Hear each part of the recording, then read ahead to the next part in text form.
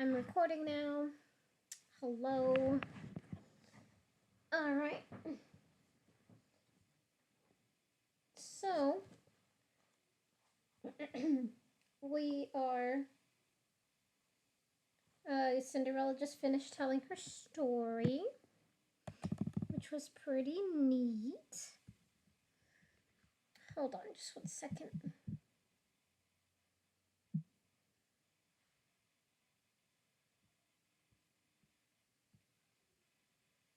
There we go. There we are.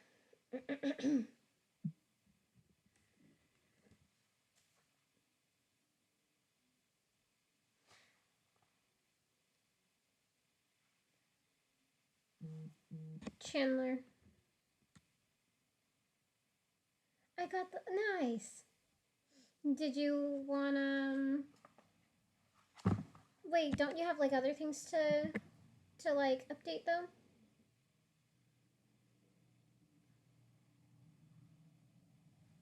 You can chat in the reading time. Yeah, you have other things? Okay.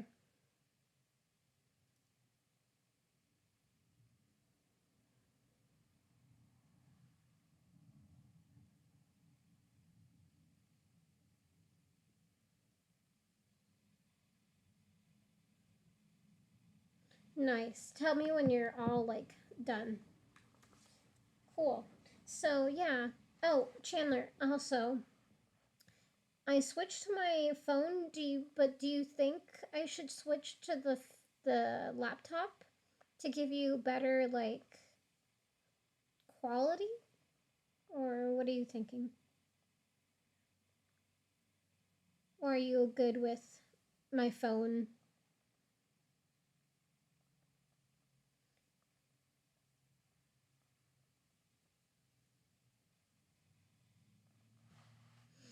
All right, I'm going to try it out.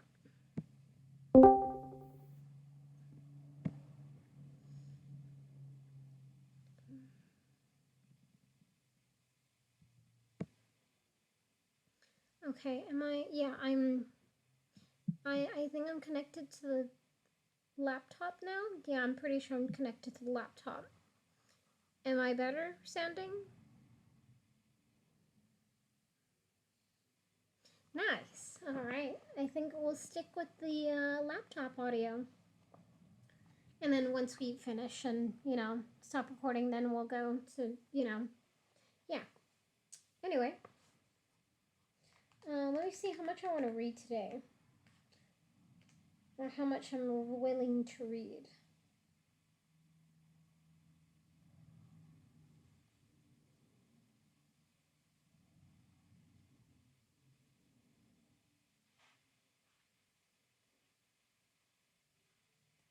Ooh, okay. Things get fucking spicy in the coming chapters.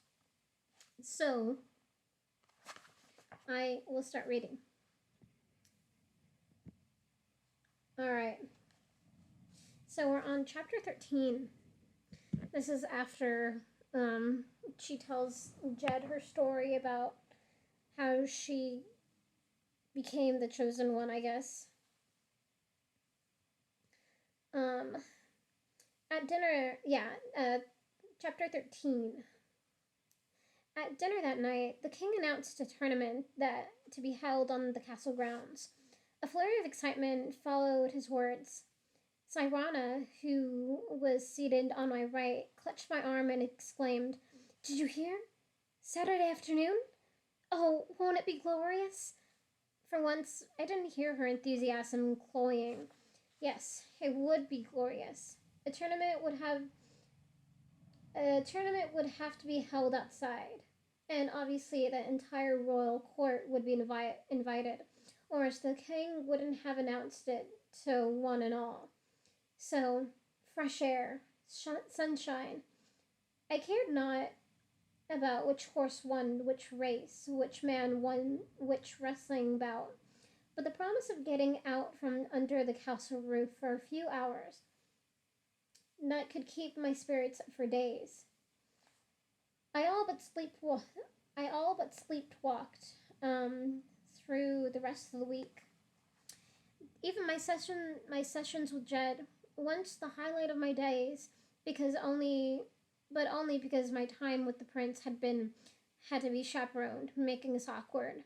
I always reminded myself, even even that time seemed flat and dull compared to the prospect of going outdoors. Let me just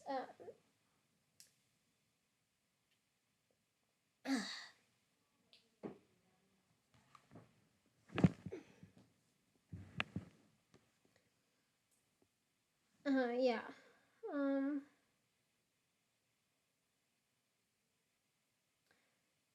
Let me read that again. Even my sessions with Jed once the highlight of my days, but only because my time with the prince had to be chaperoned, making us awkward. I always reminded myself. Even that time seemed flat and dull compared with the prospect of going outdoors. Or maybe it was just because Jed seemed different now, unusually distant and distracted. Is something wrong? I finally asked him on Friday. No, no, he mumbled. Just thinking about uh, the war refugees. He looked so he looked so hangdog. Yeah, that's what I said. Hangdog. Hang dog. One word.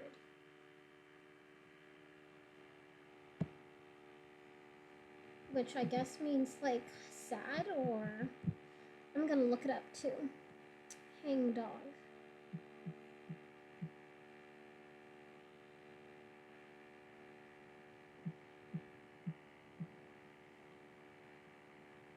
Oh, dejected or guilty appearance.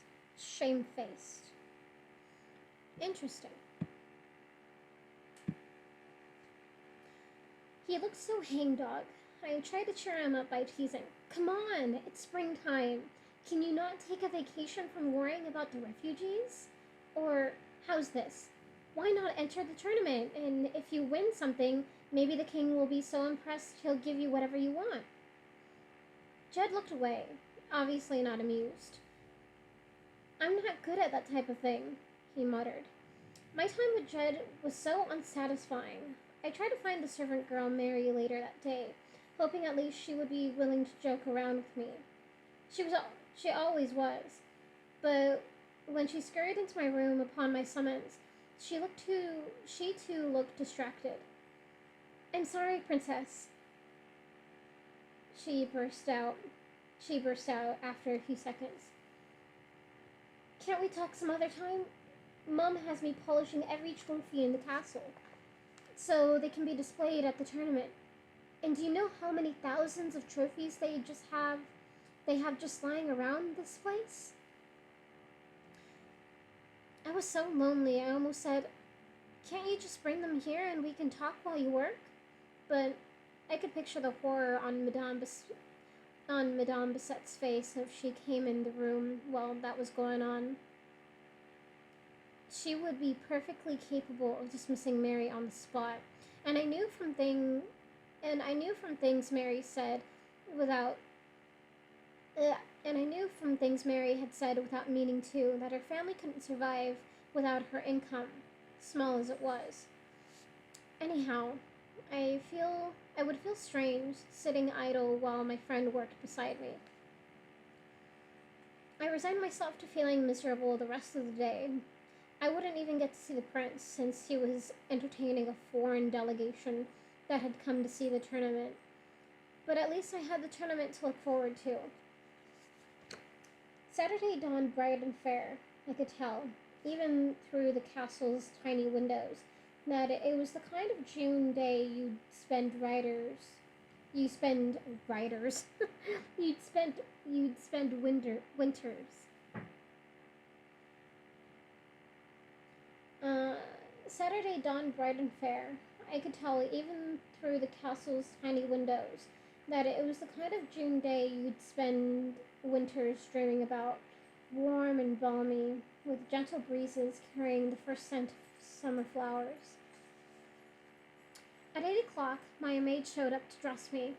Someone had decreed that I should wear some newfangled fashion or torture device as I saw it, and the maid laced me tightly into what felt like a box on my torso.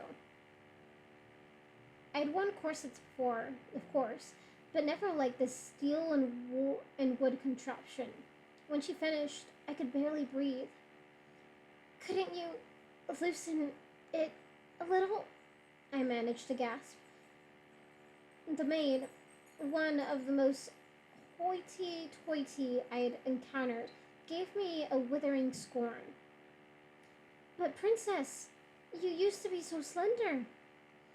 I looked down to where my bosom was threatening to burst up the top of my too tight dress. I had filled out some in the past week, sitting around doing nothing more strenuous than needlepoint and eating food that was healthy and plentiful, even if it wasn't exactly to my taste. I thought it was good not to look so undernourished anymore. Just take this thing off me, okay? I asked. The maid's face said in an expression of downright defiance. I can't. Queen's orders. I can't believe the Queen cares that much about what I wear. I protested. She might not, but the prince does. He asked his mother to have you wear something that shows you off. Her voice was particularly mocking at the last three words.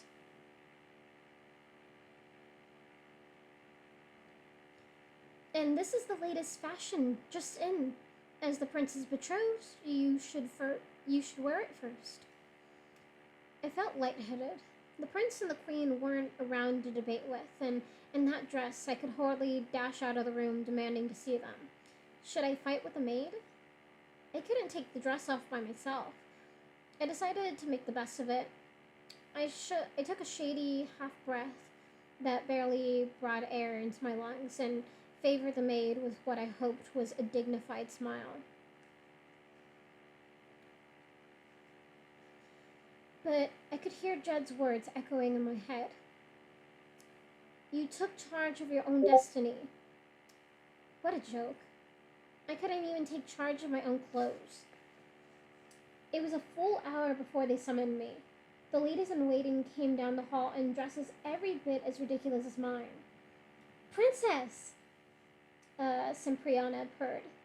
Thank you. She had to stop to take a shallow breath. Thank you for bringing this wonderful fashion to our kingdom.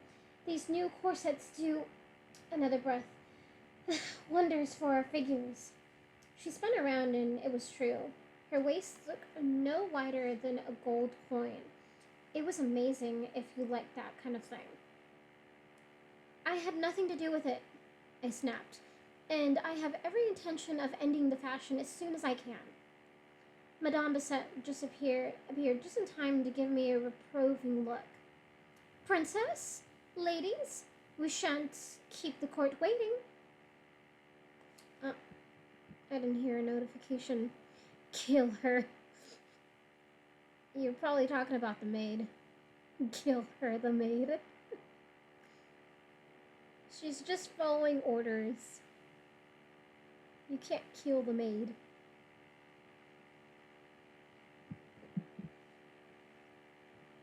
Kill.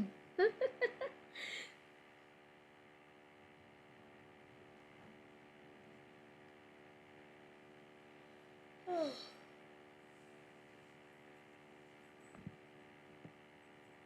Okay.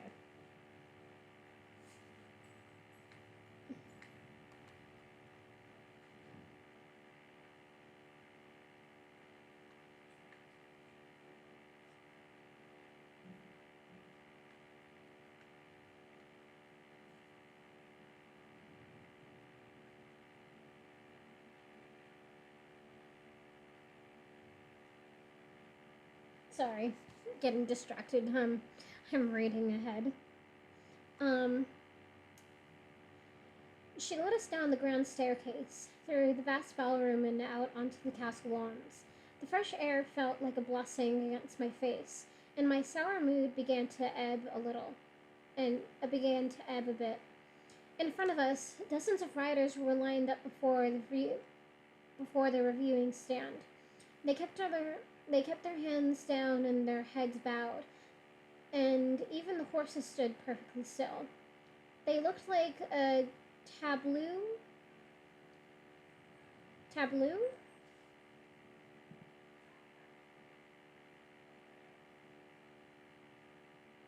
It's like tab. If you have no clue, I'm gonna look it up.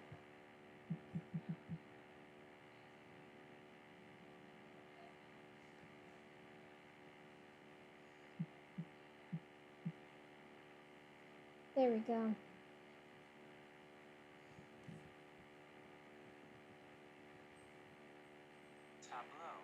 Tableau.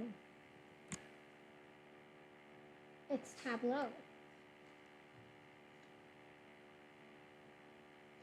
Uh, they looked at the tableau. They looked like a tableau or a tapestry, their lines and colors already preserved forever. But you could tell they all longed for movement and action. Horses and riders alike wanted the formalities over so they could do what they loved. The crier called out, "Princess Cynthiana Eleonora, Prince Charming's betrothed, and her royal attendants." I heard polite applause from the stands. I wasn't sure if the court had so little enthusiasm for me, or if they were just too well bred to show more. Madame Bassett led us to a section of the stands covered by a striped tent. I sat quickly in a padded chair in the middle.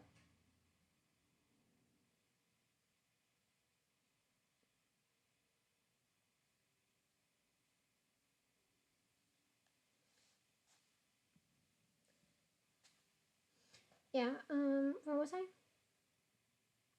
I quickly sat in a padded chair in the middle, and the others followed my example.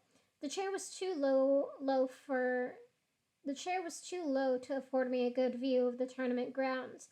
But I was just about to ask for a replacement when I saw Madame Bassett motioning to a servant, who promptly lowered the open side of the tent. Now we were surrounded on four sides by cloth walls. We could see nothing outside the tent except a half inch of sunlight at the bottom. What? What'd you do that for? I squawked in surprise. Now I can't see. Cipriana turned to me in astonishment. You thought they would make us watch the tournament? She gave a shiver of repulsion. Of revulsion.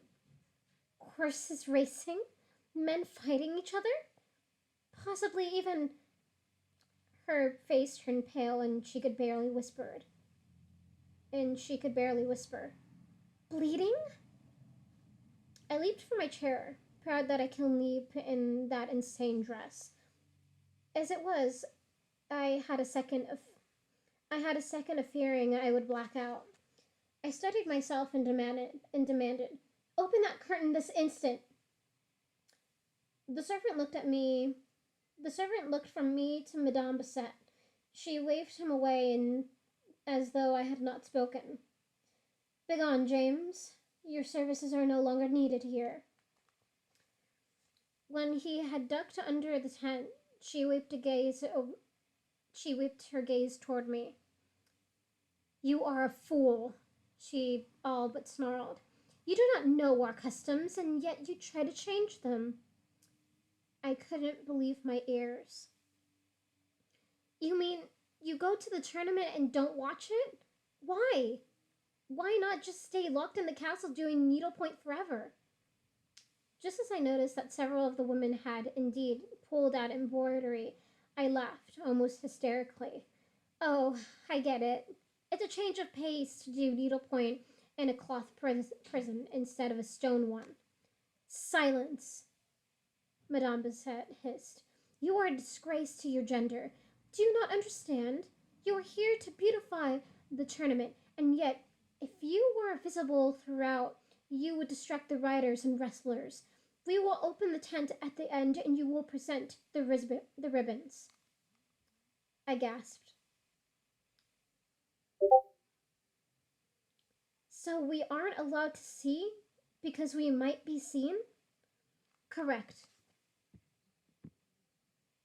Kill her. Kill all of them.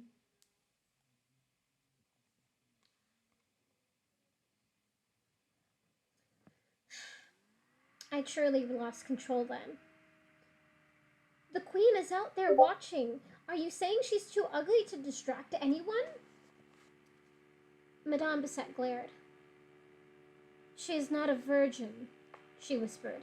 Even in such a low tone, her voice still carried her full fury at being made to mention such a matter. It is that combination of virginity and beauty that men must be protected from.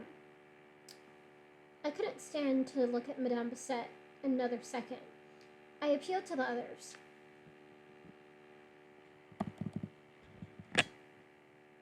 Kill them all, the whole kingdom. The whole kingdom.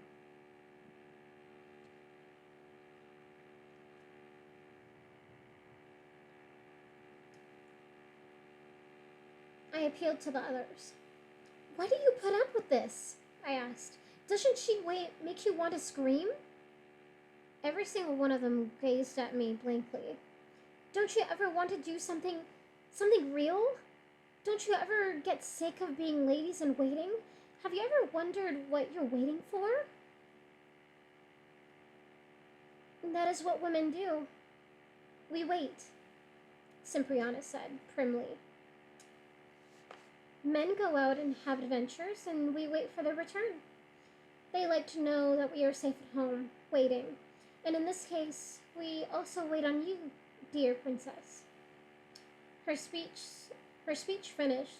Cipriana looked around to make sure her answer was correct. I didn't wait to gauge anyone else's reaction. Thoroughly disgusted, I reached for the tent wall. I don't know if I intended to leave, or simply to pull back the cloth so I could see. But I was suffocating in the close tent. I didn't think I could stand another second of it. Just as I started to move the cloth, I felt a firm hand on my wrist. Madame Bissette stopped me with an unexpectedly strong grasp. She locked my arms together and whispered in my ear, "You open that tent, and you will never marry the prince. Never. You will be cast from the castle like so much refuse." I did what was expected of me. I did what was expected of me then. I fainted. And that is the end of chapter 13.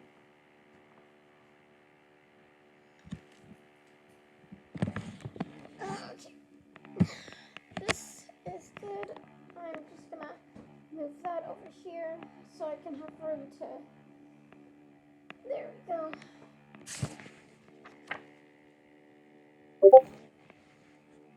Way to dab on her. Right? Way to dab on her.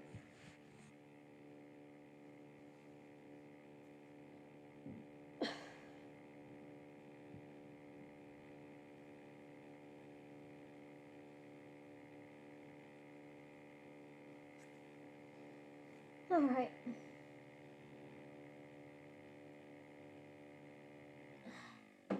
So, we are on to chapter 14. Chapter 14. You suffer too much sun at the tournament, princess. Maria. You suffer too much sun at the tournament, princess. Mary asked me when she crept into my room at night. I had been confined to my bed ever since the faint, and I do mean confined. Madame Bissette stayed in my chamber the whole time. She told everyone, "I must assure my precious charge doesn't exert herself unnecessarily." I believe she actually intended to berate me more as soon as I woke. So I feigned sleep until finally I heard her slip out the door at 7:30, murmuring in the fakest voice I'd ever heard, "The poor dear is so exhausted after all the excitement." Mary must have been spying on my room because she slipped in as soon as Madame Bassett left. Of course I didn't suffer too much sun, I told Mary, crankily. What's too much sun? I barely saw a single ray of sunshine. It was that stupid dress. I couldn't breathe. Why would anyone wear that torture device? Mary patted my head. But you looked so beautiful in it, Your Highness. I saw you across the field. I snorted. Oh, beauty. Oh, beauty. What's that good for? Mary stared, her eyes round. It won you the prince, did it not? I snorted again. It seemed to be trying to do everything I could to annoy Madame Bassett, even though she wasn't there.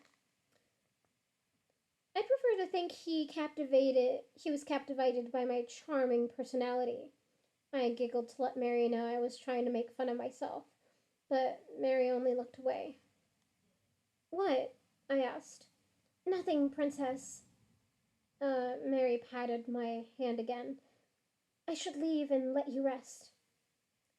But I've been resting all day. I'm full of rest. I'm sick of it. I shoved back the covers and sprang from the bed. I hopped up and down on the cold floor. I want to do something. Jump, dance, run, live. Mary hid a yawn, and I realized who truly did. Mary hid a yawn, and I realized who truly did need the rest. She had probably been up at dawn, had worked constantly ever since. I remember the days like that, when all I wanted to do by nightfall was drop in a heap and not move until morning. She had probably had to drag herself in to see me. She was a true friend. I sat down on the bed. Mary, are you tired? Uh, Mary, she yawned again, so hugely I heard her jaw crack. A little. Then you should go to bed. Really, I'll be fine. Her eyes were already half closed. All right. But after she left, I paced the floor, so full of nervous energy. I would have liked to scream too. Up, back, up, back. What was I going to do? Hold on just 1 second.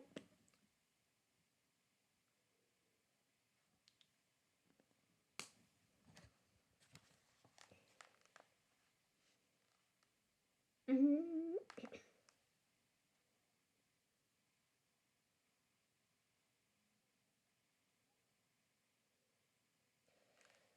What was I going to do? I absolutely could not live the way everyone wanted me to. I would go mad. Except I remembered except I remembered Madame Basset's threat. You open that tent and you will never marry the prince. If I loved the prince, couldn't I adapt? Couldn't I change? Maybe I could get a little more freedom. Force Madame Basset and her cronies to bend some, and after I was married and had some power, they could give a little. I could. They could give a little. I could give a little. Surely it was worth it for the sake of loving the prince. I waited to be swept up in my usual rosy glow of love for charm. I waited for my heart to speed up the way it always did at the thought of him. I waited for the flush to creep up my face, the delicious shiver to crawl up my back. Nothing happened. I tested myself again. Charm. Prince Charming?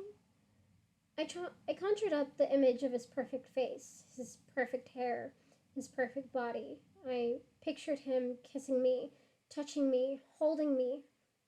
I felt nothing except bored. I paced faster, almost running, as if I could escape the thought I didn't want to think. It caught me anyway. I stood still, overcome with dread, knowing that I didn't want to know. I didn't love Prince Charming. And that is the end of chapter 14. Oh, what's gonna happen? What's gonna happen?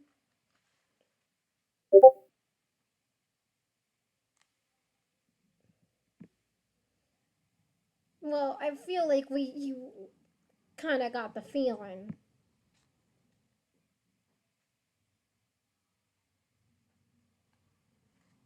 I just need to.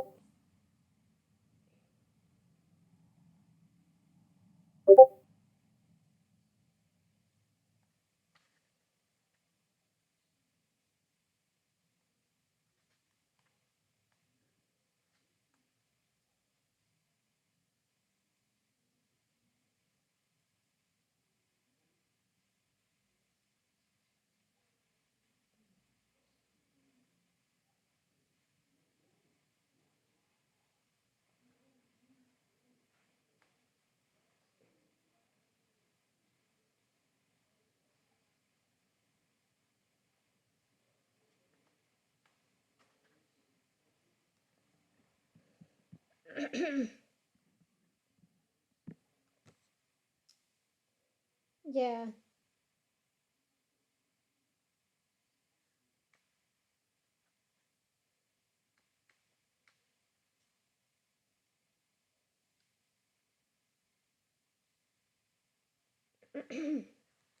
All right. So, chapter 15.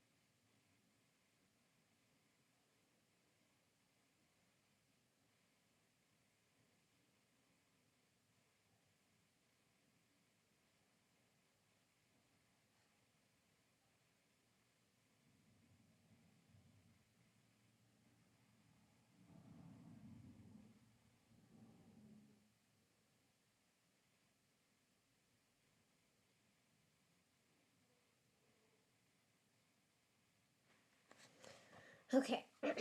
Sorry, I was just reading ahead, which I usually do. All right. So, chapter 15. Yeah, chapter 15. The clock ticked. I watched the hands move, almost to 8, almost marking the time when the door would open and I'd see the prince for the first time since what, fallen out of love with him? Realized I'd never loved him?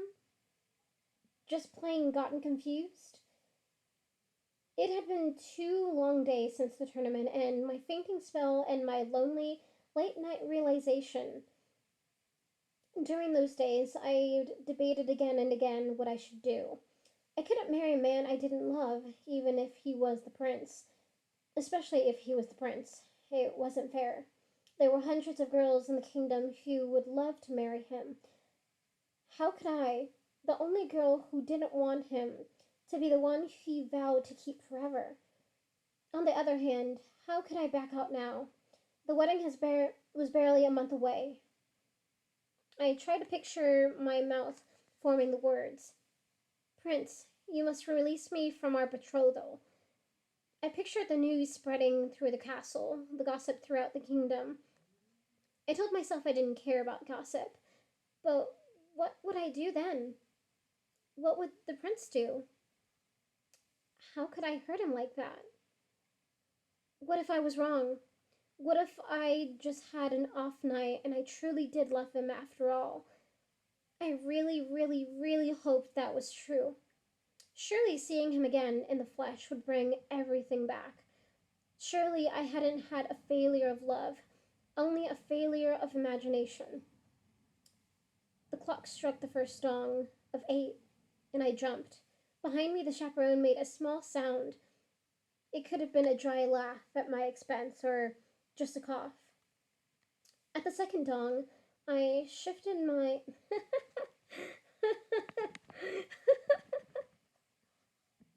At the second dong. Sorry. I just thought that was really funny at the moment.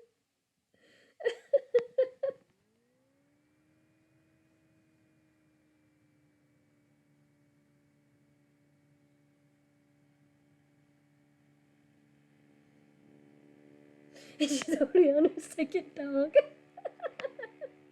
Man, that was a slut. Just kidding. Yeah. Oh my god. Alright. At the second dong, I shifted my gaze to the prince's door. I held my breath, remembering to release it only when my eyesight began to blur. I had no intention of ever fainting again. This time I wouldn't be able to even blame it on my clothing. For once I'd won a battle no one had attempted to put uh, for once I'd won a battle no one had attempted to put one of the new fangled corsets on me since the tournament.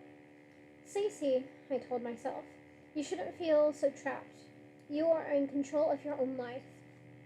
The door opened and there was the prince. I was put on what I hoped was a gr- I put on what I hoped was a gracious smile, but inwardly I was frantic, checking my response. Heart rate a little fast, but that seemed to be mainly because I was nervous. Flushed face? No. Shiver up shiver up the back? None. The prince smiled at me. He was breathtakingly handsome. Wasn't that enough? He kissed my hand and I felt only numbness. Prince, I blurted. Why did you fall in love with me? Why do you want to marry me? He blinked. My hand still caught in his. You're the most beautiful woman I've ever seen, he said. I waited for a long time and I asked, Is that all? He looked confused. You're so beautiful, he murmured again and brushed a kiss against my cheek. I'd spent every previous moment of him longing for him. Ugh. I'd spent every previous moment with him, longing for him to do that very thing. Tonight the kiss didn't move me. But I pulled away ever so slightly. What if I had an accident and my face were hideously disfigured? Oh, princess, he laughed. What do you ever do? What would you ever do that could hurt you? It was true. Needle pointing was hardly likely to lead to facial scars. What if I got disgustingly fat? The prince laughed again. Is that what this is about? My dear, surely you've gained only a few pounds. I'm certainly, I'm certain you'll lose them before the wedding. Madame Bassett told my mother she'd watch what you eat very carefully. My weight is not a problem. So many angry responses sprang out of my tongue that I choked on my own words. I began coughing, and the prince gingerly patted me on the back. When I finally regained control, the prince took my hands again and peered softly into my eyes. You should not fret your pretty head about these matters, he said. You are a princess. But I'm not, I wanted to say. I don't want to be. But was I sure? I spent the next week biting my tongue. I wanted so badly to confide in somebody, anybody, that I even considered sneaking out of the castle and going to talk to Mrs. Branson, my next door neighbor back in the village. But I didn't want to involve her, maybe getting her in trouble. That was the same reason I had to watch what I said to Mary and Jed. And yet, they were my only possible sources of information. So I was like a spy, asking questions I didn't want to know the answer to, in hopes that they'd drop some tidbit I had longed for.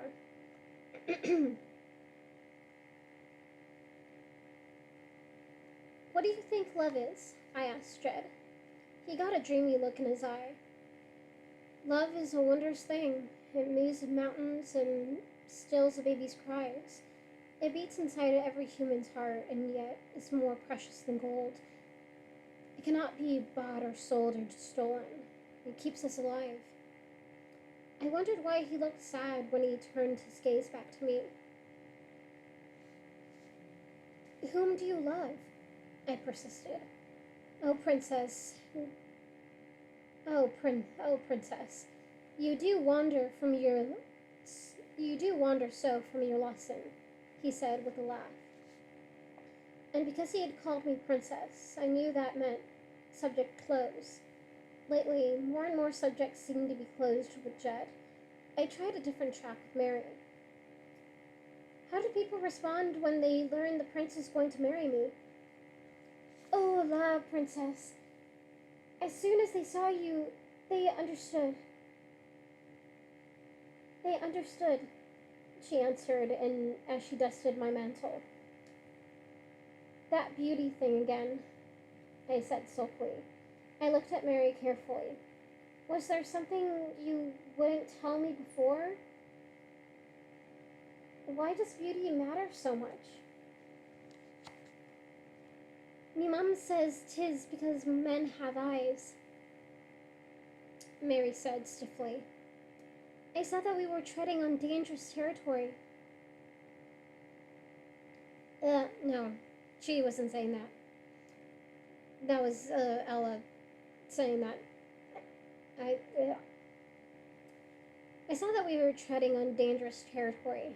Mary's far from beautiful. I had to be wary lest. I had to be wary lest I hurt her feelings. But I had to know. The prince seems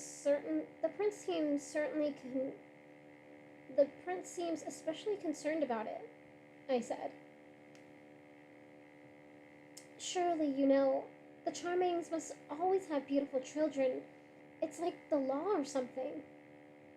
So it's more important to have a beautiful wife than a royal one? Mary's expression didn't change, so I knew she'd known all along that I wasn't truly a princess. She kept her head down, dusting a particularly crevice-filled stone in my wall. I heard the king's advisors talking before the ball, she finally said. They didn't know I was there, polishing the woodwork. Being ugly is like being invisible sometimes, you know. No, I guess you wouldn't know. Anyhow, they were talking about how the prince had to marry before he turned 21, but none of the eligible princesses met all the requirements for beauty. So one of them decided to have a ball for everyone, and they would raid all the women and pick the best one for the prince. I remember the setup at the ball, with some women sent into one ballroom and some into another.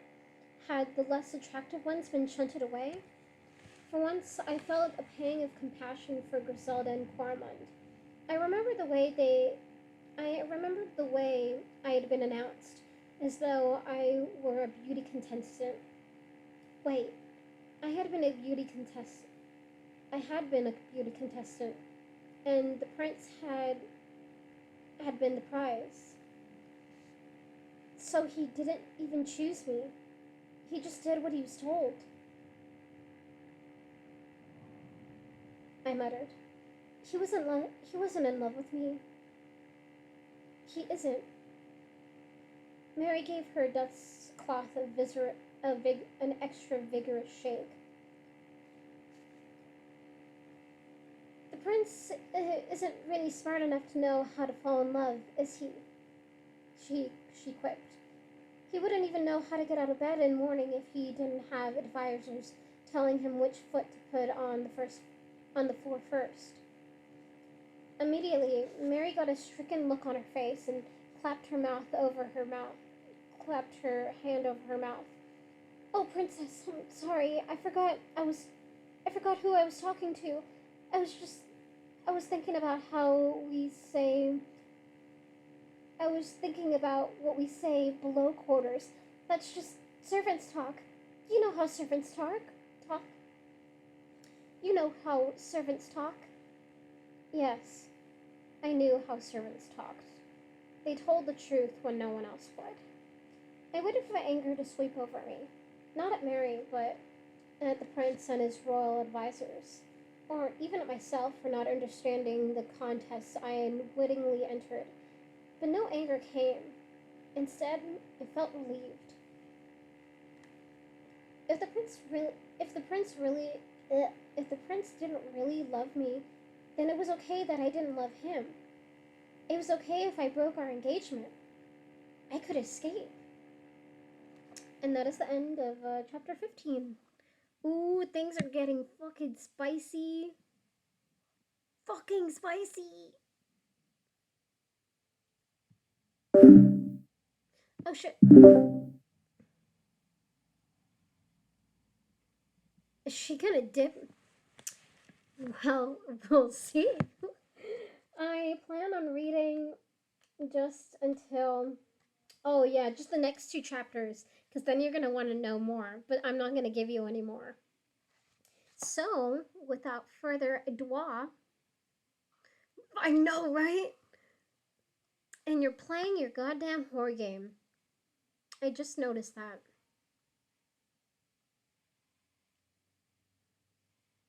Your crush is supposed to be me. Ah, now you stop playing. Ah, I see. Your crush is supposed to be me. Not e-whores.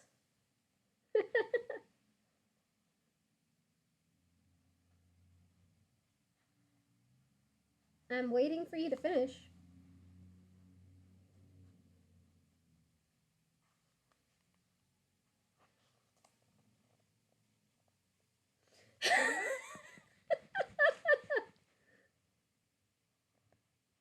Damn. Yeah, you thought I wouldn't notice. Because I didn't notice because I was reading. You think you slick? Okay. Ugh. Yeah. Yeah. I thought.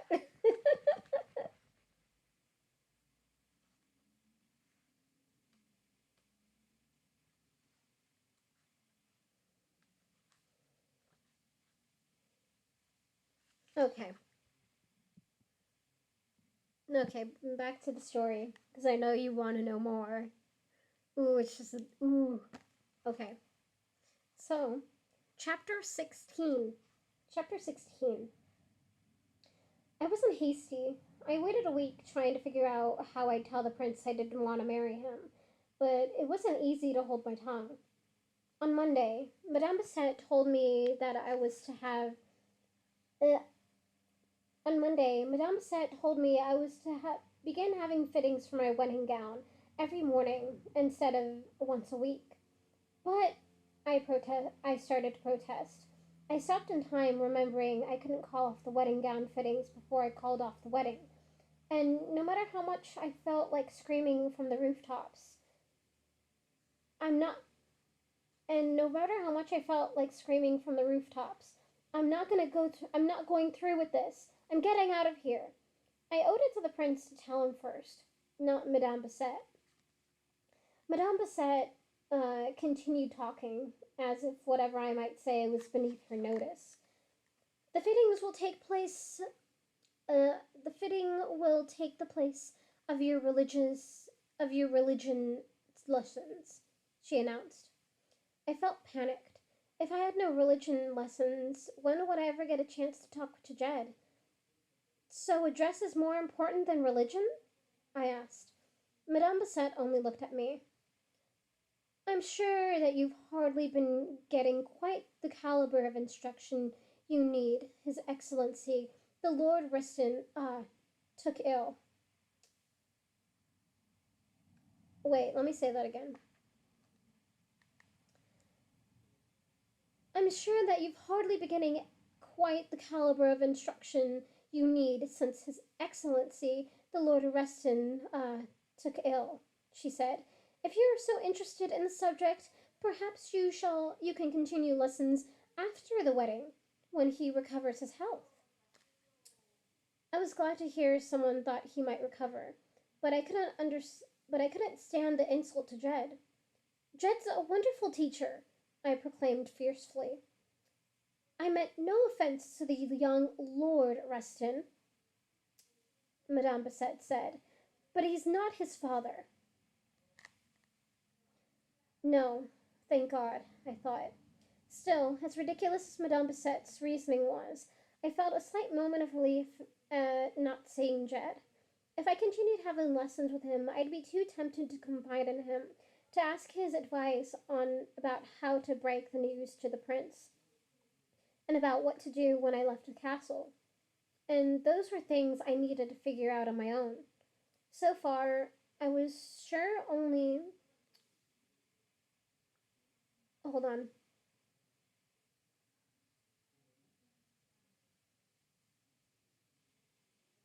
Let me just read that little part again. If I continued having lessons with him, I'd be too tempted to confide in him, to ask his advice about how to break the news to the prince, and about what to do when I left the castle. And those were things I needed to figure out on my own. So far, I was sure only I couldn't hurt the. So far, I was sure only that I couldn't hurt the prince, and I couldn't go back to living with Lucille. I wondered that week that nobody. I wondered that week that nobody said to me, "Princess, you're very quiet. What's on your mind?" But nobody seemed to notice that I moved through the days like an automation without feeling, without thought. Maybe that was all they'd ever expected of me. I stood like a statue every morning while yards of satin and lace were pinned around me. I sat like a porcelain doll every afternoon while the royal hairdresser piled curls up top my head and combed and brushed and braided until my hair looked more like a woven basket than real hair.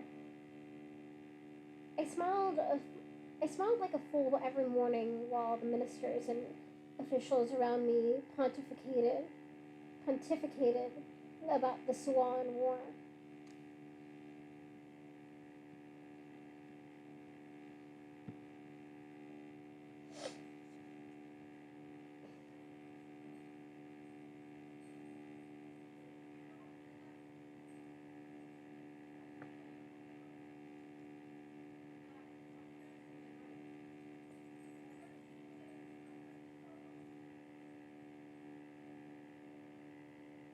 I paid only attention.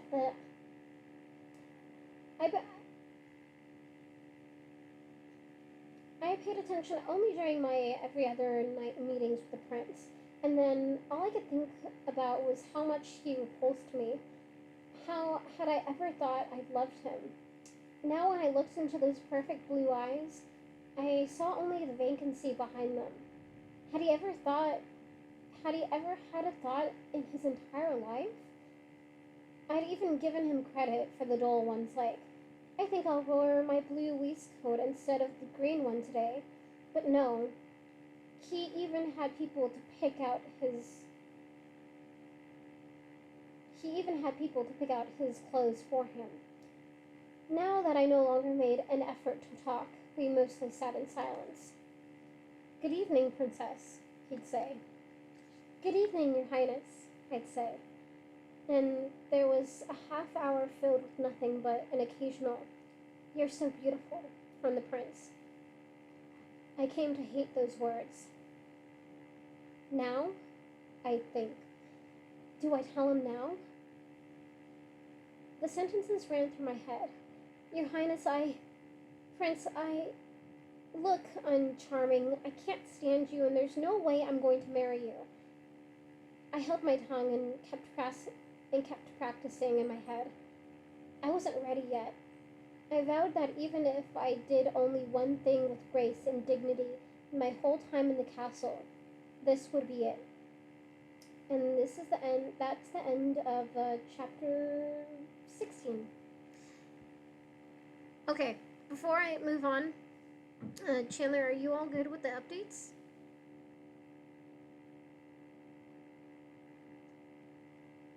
Nice. Okay, so this will be the last chapter I read, and you're gonna be like, fuck, dude.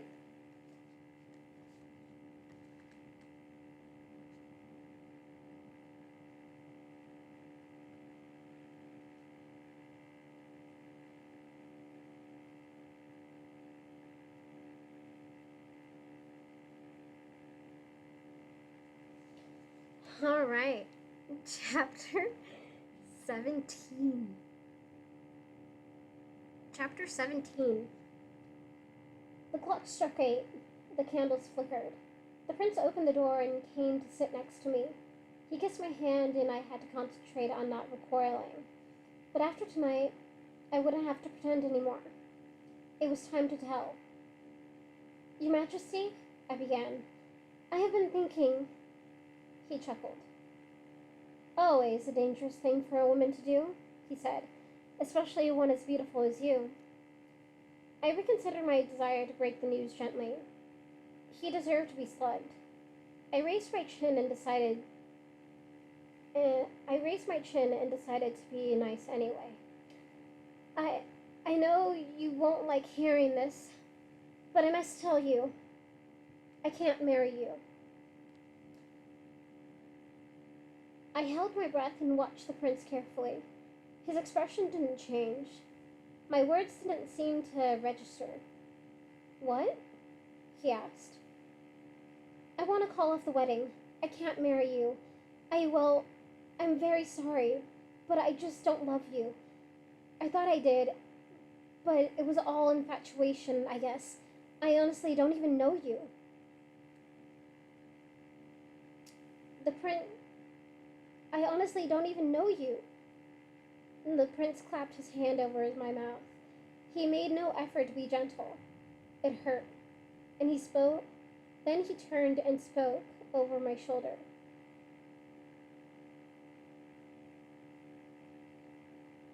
Jedens, he hollered at the chaperone behind us. What? What do you wish, Your Majesty?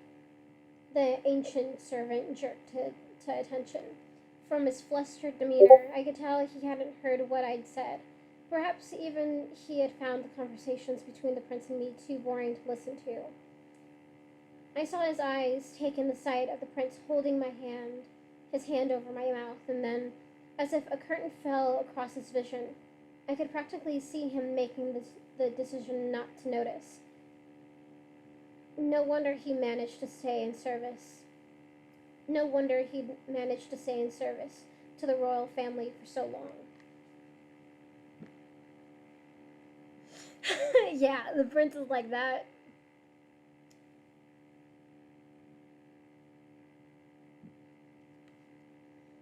Yeah, no wonder he'd managed to stay in service to the royal family for so long.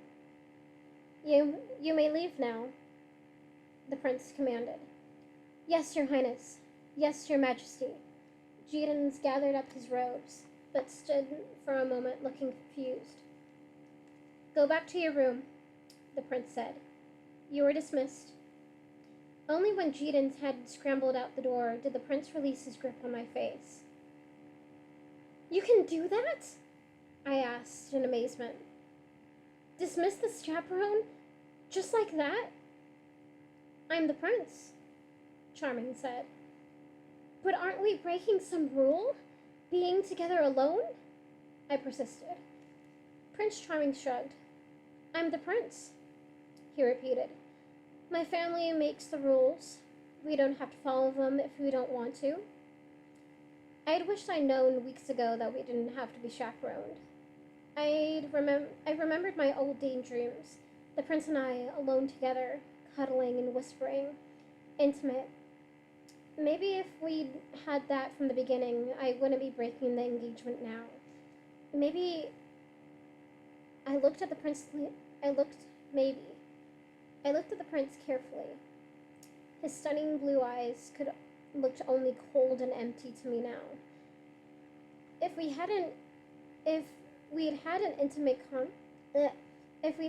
intimate conversations from the beginning, I probably would have wised up and I probably would have wised up and broken the engagement sooner, or never agreed to be married in the first place.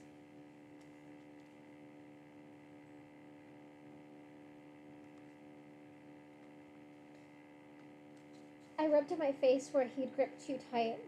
The prince crossed the room and made sure the door was closed. Anyhow, I said when he turned around, I don't want to cause a scene or make problems or hurt you, but I don't think marriage is a good idea for us. You can have your pick of girls, and you deserve one who will love you. One you love. The prince stared at me. What are you talking about? You're my betrothed. You will marry me. No, I said. I will not. The prince stood still, looking puzzled. As masterful as he'd been with Jedans, he didn't seem to know how to deal with me. He came over and clutched my shoulders. Don't ever say that again, he commanded with an empathetic shake. With an emphatic shake. He commanded with an emphatic shake. Whether I say it again or not, 'tis no matter, I said defiantly, pulling back from his grasp. The fact is, I don't want to marry you, and I don't see why you would want to marry someone who doesn't want to marry you. Stop it, the prince shouted. Stop it, stop it, stop it! I was put in mind of a 3-year-old throwing a temper tantrum. The prince might as well have been holding his hands over his ears and chanting, I can't hear you, I can't hear you. Thinking of the prince as a child only irked me more. Look, I said, standing up. I wanted to handle this in an adult manner, but under the circumstances, perhaps it would be best if I just left. I'm sorry if things didn't work out. I'm sorry things didn't work out differently. I began walking toward the door. The prince caught me halfway, across the floor. He grabbed my waist from behind. No! He screamed. You can't! I still had some thoughts of dignity. I didn't struggle. Let go of me, I said, eyes dripping from every word. He whirled me around so forcefully I stumbled and landed on the floor. Get on the couch, he panted, looking frantically from me to the door. Sit on the couch, stay there, stay there. I stood up. I should have known better, but I blurted, You can't make me. The prince's frenzy increased. His eyes darted around the room. You have to, he insisted. As prince of the land, I command you to stay on that couch until I return. I started walking toward the door. The prince looked stunned, as if no one had ever disobeyed him before. He pushed me back onto the couch, holding me there with the weight of his body. Just until I can find someone to tell me what to do, he muttered through clenched teeth. That did it. I might have continued trying to appeal reason, what little he had. I would gladly have sat still to discuss the matter between us, but it infuriated me that he had to ask someone else how to accept my refusal. Get away from me, I yelled, trying to shove him back. He pushed me down again. Soon we were fighting as shamelessly as two ragamuffin boys, vying for a crust of bread in some back alley. The prince did not defend himself well. Even as I punched him in the stomach, he protested. You can't do that! Princesses don't! Ladies don't! I managed to extricate myself from this hold, but as I slipped away, he grabbed at my skirt. I heard the fabric give way. I turned around to see that he held a long strip of one of the ruffles of my petticoat. He held the fabric up in the air, and both of us stared at it in shock. I felt a jolt of shame. How could have, how could things have turned so ugly? I looked at the prince, wondering if he had the same thought. Maybe we could laugh about this and resolve everything that way. But the prince kept his eyes on the torn cloth. His expression changed. I swear I saw the idea occur to him. The look of craftiness traveled over his face so slowly, it was like watching the sun rise. I could have escaped then, while he was thinking, but I was too intrigued by the notion that the prince might be having his very first original thought. What would it be? And then, when it was too late for me to react, the prince reached out and wrapped the fabric around my wrists, knotting it tightly. When I started to protest, he tore off another ruffle and tied it around my mouth, and I struggled. But the prince was far stronger than me, now he was determined, and now he was determined too.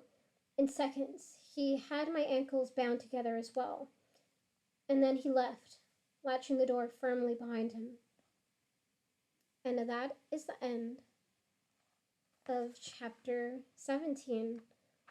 Oh, fuck, dude. What is gonna happen? Right? Right? You wanna know more, huh? It's just mind boggling. Alright, let me just finish this recording. Thank you so much for listening, and goodbye.